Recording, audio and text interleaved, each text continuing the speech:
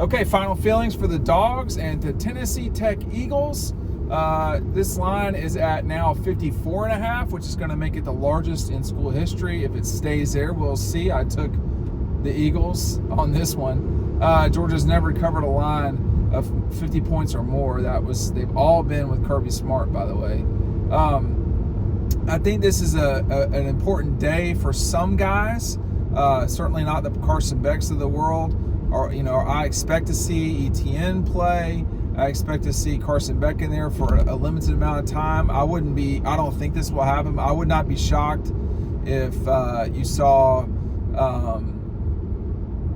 Gunnar Stockton in there in the first quarter, maybe just for a drive with the number ones. I don't know if that will happen. I'm not suggesting that would happen. I don't think that would be outrageous at all. You never know when something will happen. Again, I said Etienne I expect him to play. These are always fun games to me. They're a little bit more work for me than I think people realize, but that's no one cares about that. But I think, there's only so many games in Athens. And, when you're playing Clemson in Atlanta, when you're playing the Gators in Jacksonville, you got all these games that are not in Athens. We're going to see, this once in 6 times a year is happening Saturday. And I think that's an important thing to remember. Whenever you get to play a home game, it's an important thing. It lets you come back to Athens. For those of you who never get here, it's a fun day. But there's also a lot that can be learned in these times. I mean, how much will we see Dwight Phillips? How much will we see, the young linebackers? There's Ellis Robinson. There's a lot out there of guys who are starting to show up and kind of flashing a little bit. KJ Bolden, how much will he play? So there's, the fun time for me on these games is anywhere from about the 10-minute mark in the second quarter to the 5-minute mark in the third or so. That stretch of time, the starters are usually out. You've got younger players. If you're starting to see guys do freaky things in that period of time, then you've got a guy who's probably going to be a player. The other thing, too, speaking of Carson Beck and Gunnar Stockton, remember, Gunnar Stockton, Mel Kiper's got him as his number 9 overall guy in the big board, number 1 quarterback, which means probably he would go number 1. He'd certainly go in the top 5 as a quarterback. But you've got a guy who is that high up on the list. I did not expect Mikael Williams to play. He was also in this, of the top 8 players on Mel's big board, 3 of them are Georgia guys, Starks, Beck, and Williams. Think about, it was not that long ago that Carson Beck was playing in mop-up duty. It's not that long ago that Carson Beck was, going out there and turning around and handing it off or throwing or leading drives. Every time you can play, it's important. Every time you can play, it's important. And, for guys like, Gunnar Stockton's, he was in there against Clemson, but he's going to get drives, plural here. And then who's the guy after him, So there's always something to be gained or learned during these days. I like these days because they're generally stress-free, not always, but they're more complicated for us, for me as a photographer, because you're trying to get guys playing who don't play a lot. And, when you go through a long winter of not having guys photographically, that becomes problematic when you're writing stories or talking about them or whatever. So it's important for us to not miss guys. And days like today give a great opportunity. Days like tomorrow give a great chance to do that. Don't forget to sign up for our newsletter. All of our content.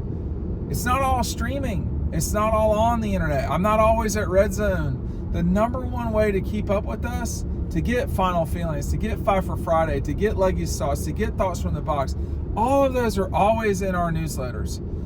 We've had several stories this week that were read by more than 10,000 people. Well, we're not on a network.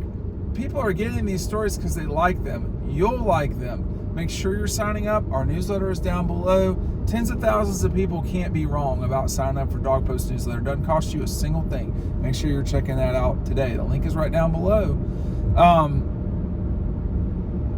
I want to see who is the number 2 center? Who is, is Bobo in there, or are they going to kick Tate Ratledge over there for a little bit of time? Kirby was talking about how they didn't have any bad snaps against Clemson.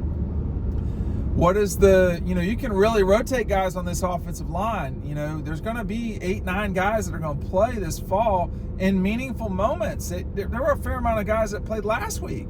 Freeling, it's not always going to be Ernest Green. There's a lot. There's just so much that you can learn in these moments, and you just never know when someone's going to have to play. This game's going to be a streaming game. I didn't go over that. You need to look it up on Dawg Post. That's another thing that's one of the ones that's been read by more than 10,000 people. Make sure that you're checking that out. Streaming only. You're not gonna, you're not using cable. You have to have an ESPN Plus membership. You have to make sure that what I just said is not exactly right. Having ESPN Plus. If you have ESPN Plus, you will definitely get it.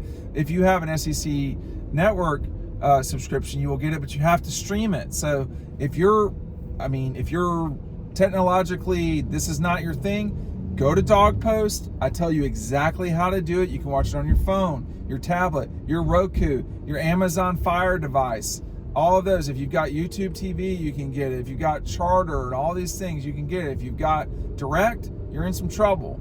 So make sure you're going to Dawg Post and check all that out. But we're getting ready for, the season. The season's here, obviously. They just terminated Clemson, and now they've got, Kentucky looming. I'm going to be very curious to watch South Carolina and Kentucky. Kentucky did not look as good as I thought they should last week. It was not great. South Carolina was worse.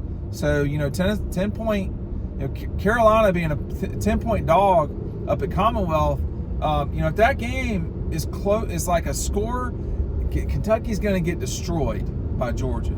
It's hard to play up there. It's hard to play at Commonwealth at night. It is. But Kentucky's got to play better than they did against Southern Miss if they want to hang with Georgia. I have to be honest with y'all about things, and Kentucky should take care of South Carolina. If they don't, that's a massive red flag for a team that's, a Georgia team that's lethal coming up there. They didn't play, Georgia only scored twice in the first half. They still scored over 30 points in the game. That's against, there's been some discussion and question. There's been some question about, I love when people flick their lights telling you that there's a cop up here. Maybe just don't speed and there's nothing to worry about, right? We're definitely not speeding. You should see the guy in front of me has got it's a tractor with, not a tractor, it's a truck with, it's like probably a 350 or maybe even I don't think it's a 450, it's a 350 with a lot of grain in it. And we're going, we picked up just now, we're going like 48 miles an hour. We're not getting pulled over. But, going up to Lexington, it's a tough place to play, y'all. But Kentucky's got to play better than they did. This Clemson team that we just saw, that's not one of the best defenses. It's not one of the best offenses Georgia's going to see. That is one of the better defenses that they're going to see. The question I was trying to say a minute ago is how good is that Clemson defense? Is it one of the best? It's one of the best ones they'll see. Is it the best one? I don't know that. I don't know that at all. You're talking about you're going to play on the road against Texas and Alabama. They're at least in the universe of Clemson's front seven, if not better. And unlike in Atlanta, you're going to play on the road. So we're talking about signal stuff. I've still not watched the TV copy of the Clemson game. I don't know how often Carson did that. I don't remember Cade, doing that. I don't remember Carson doing that necessarily. I don't think that it bothered Georgia to play in the Dome at all. There's a lot of ambient noise there. I don't remember a lot of these moments, but I didn't watch Carson the whole time. They're not going to, I just don't think there's a lot to be concerned about going on the road if Kentucky can't handle South Carolina. South Carolina is not good, period. They've got inexperience. A lot of the stuff that Georgia has got going for them, most teams that are elite in college football don't have that, and Kentucky doesn't have that. They don't have the same quarterback returning. That you look at Alabama, same quarterback, different head coach, different offensive coordinator. You look at Kentucky, new quarterback, same head coach. You look at Texas is one of the few teams that does return the same quarterback, that does have the same head coach.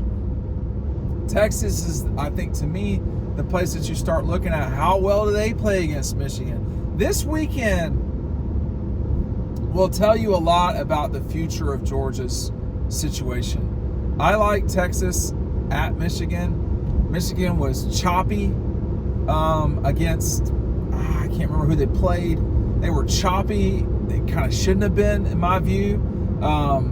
Texas, Alabama didn't get off to a great start. They rolled after a while, but it wasn't a great start. And, all of these things, when you look, I still didn't get, I got a chance to catch pieces of Ohio State, not a lot of it all the time. But Georgia just was so, I don't know why you pulled out on me like that. Like, that's aggravating. Georgia probably had the most complete game.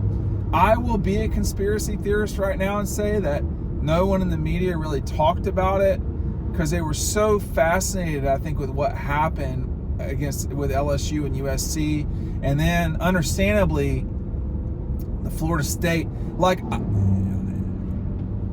sometimes folks get into, like, sometimes it's just like a natural urge to criticize the media. It's overplayed constantly, but that's fine.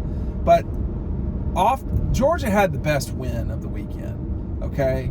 Georgia Tech and Boston College had better wins, but they didn't have the best win because of the Georgia situation. I mean, obviously Florida State is terrible, but in the scheme of stories, Georgia beating Clemson the way they did, that's probably not as shocking as what happened with Florida State. It's probably not as, the game was not as interesting as what happened with SC and LSU. So that's why those other two things were talked about more. Oh, man. So that's what happened there. But I was a little surprised that there wasn't more discussion of Georgia, what they did. The guys that write, there was a lot of that. The talking heads didn't do it as much. But I don't catch every show either, so I couldn't say. I saw the early morning ESPN on Monday and Tuesday, and by Tuesday everybody was just like, Florida State has fallen and they cannot get up. They can't. It's bad. And then, of course, the comments from Dabo as the week went on at Clemson, and just like, oh man, just take the L. It's okay. You didn't run on Georgia. You ran around on the field with them. It's not the same thing at all. These next 2 weeks at Clemson are important. That NC State game is a straight up referendum on Dabo. That needs to be a win. Or he's really going to start hearing about it like he did circa 2011 and 12. That wasn't great. But I think for Georgia, you're playing Tennessee Tech. It's not a challenging game. I might could do a rep out there, like inside. We're not running and straining anything. So against Tennessee Tech, but no, it's gonna be a complete, bloodbath. One thing I did write about on Final Feelings, if you've listened to me this long, I'll keep talking for a little bit longer. One thing I did talk about on Final Feelings over on Dawg Post was the difference between now and 2016. In 2016, 9 seasons ago, I guess, 8 years, 9 seasons,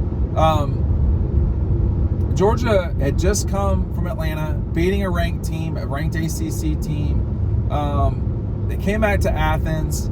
First home game, Jacob Eason, Kirby Smart, first time they had ever played a real game in Athens. And Georgia beat Nichols 26-24. They nearly lost that game. Jacob threw an interception just shy of Georgia's end zone. Nichols took it back, kicked a field goal. It took it back 90-something yards, almost scored a touchdown, kicked a field goal. Ensuing drive, here comes Grayson Lambert. Like, it got so bad, we're putting Grayson Lambert back in the game. He manages to throw a 7-yard completion, a completion for -7 yards. Georgia has to punt. They force Nichols to punt. On the return, fumble. Nichols recovers. They score a touchdown. It's 26-24 on the ensuing kickoff. There's not a lot of time left in the game. Georgia receives the ball. I think it was Isaiah McKenzie. Receives the ball. That's who it was put down as, at least. At the 7-yard line, catching the ball with 1 foot out of bounds. Ball is dead at the 7-yard line. Georgia gave the ball to Nick Chubb, 6 of the next 7 plays, and won the game, killing the clock with Nick. That was it. That would never happen now. A slew of those things would never happen now. We got to get mufflers fixed, guys. I can't do riding home if your muffler's that loud, okay? There were so many mistakes in that game that would never happen now at Georgia. Never. And just the receiving a kickoff with a foot out of bounds is sort of the most, that would never happen now. The other stuff could happen. In a row? No, it wouldn't happen. But, Georgia would not be that inept.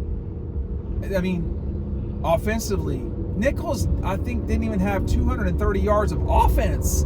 They had to move the ball 8 yards to score 10 points against Georgia in the fourth quarter of that game. That game should have been a total blowout. Even if that ball is incomplete from Jacob, Georgia kicks a field goal and it's 29 to whatever, 10 or something like that. It's a total blowout. So it's always curious to go back and look at these games. Nichols was a 53.5 point dog to Georgia, if my memory is correct. This was just like this game, but this program is light years away from the way it once was. Light years. You saw that against Clemson. I think you're going to see it on Saturday. Sign up for the newsletter. We'll see you on the next newsletter. Thanks for watching.